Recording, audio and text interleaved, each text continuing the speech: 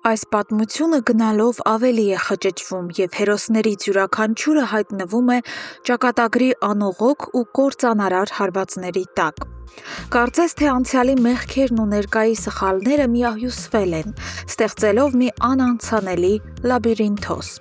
Գրիշոն, չկարողանալով համակերպվել մանանի կորստի հետ, որոշում է գնալ նրա մոտ, հույս ունենալով վերականգնել կոտրված կամուրջները, սակայն նրան դիմավորում է ոչ թե այն սիրող աղջիկը, այլ մի իսկական սառցե-պատ։ Մանանը խոսում է խիստ, չոր և աննկարագրելի կոպիտ։ Երբ Գրիշոն իր եսասիրությամբ կուրացած համարձակվում է հարցնել, թե ում էր մանանը երկրպագում արյունալի մենամարտի ժամանակ,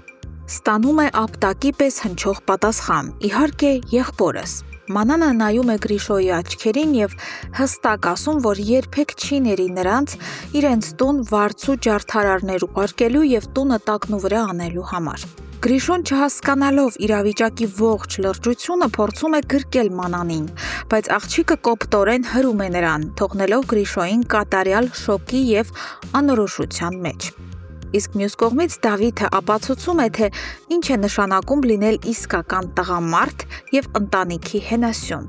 Մնալով անգործ և հրաժարվելով Ինայի ռեստորանում աշխատելուց, նա չի ընկճվում։ Դավիթը իր համար նոր աշխատանք է գտնում մեքենաների լվացման կետում։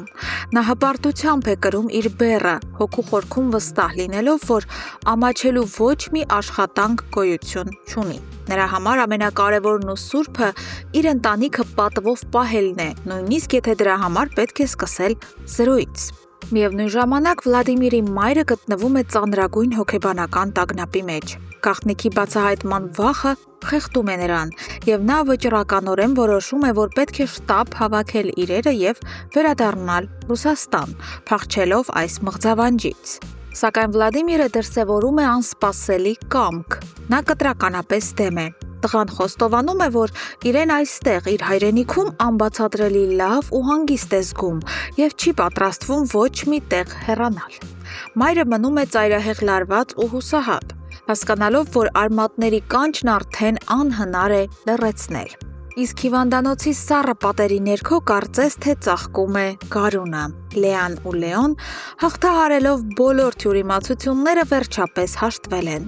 Սենյակում տիրում է աննկարագրելի ջերմ ու ռոմանտիկ մթնոլորտ։ Լեան իր իսկ ձեռքերով խնամում և կերակրում է սիրելիին, բայց այս հեքիաթը երկար չի տևում։ Հիվանդասենյակի դուռը բացվում է և ներս է մտնում Ինան, ով հատուկ եկել էր Լեոյին խստագույնս նախազգուշացնելու, որ հեռու մնա իր աղջկանից։ Տեսնելով այս ռոմանտիկ տեսարանը, Իննան պարզապես ապշում է։ Լեան շփոթվում է, իսկ Իննան զայրույթը հազիվ զսպելով ստիպում է աղջկան անմիջապես լքել հիվանդանոցն ու իր հետ գնալ տուն։ Բայց ամենասարսափելի և ճակատագրական պայթյունը դեռ առջևում էր։ Տուն հասնելուն պես Հունանը փակվում է կնոջ հետ ու բացում իր կյանքի ամենասև խաղաքարտերը։ Նա Ինային հայտնում է ահավոր ճշմարտությունը։ Լեոն այն նույն Ռաֆայել Սարգսյանի հարազատ որդին է, ում ինքը անխղճորեն սպանեց ուղիղ 20 տարի առաջ։ Իննան հայտնվում է կատարյալ շոկի և սարսափի մեջ։ Աշխարհը կարծես փուլ է գալիս նրա ոտքերի տակ։ Այս արյունոտ ինֆորմացիայից հետո այլևս ոչ մի կասկած չկա։ Լեայի և Լեոյի միությունը անհնար է։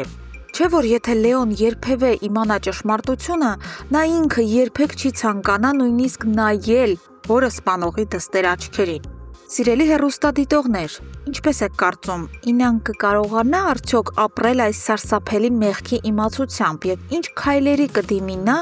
իր դստերը Լեոյից հեռու պահելու համար։ Արդյոք Լեան ու Լեոն կիմանան ճշմարտությունը և ինչպես դա կկործանի նրանց սերը։ Անպայման գրեք ձեր կարծիքներն ու ենթադրությունները մեկնաբանություններում։ Մենք անհամբեր սպասում ենք ձեր արձագանքներին։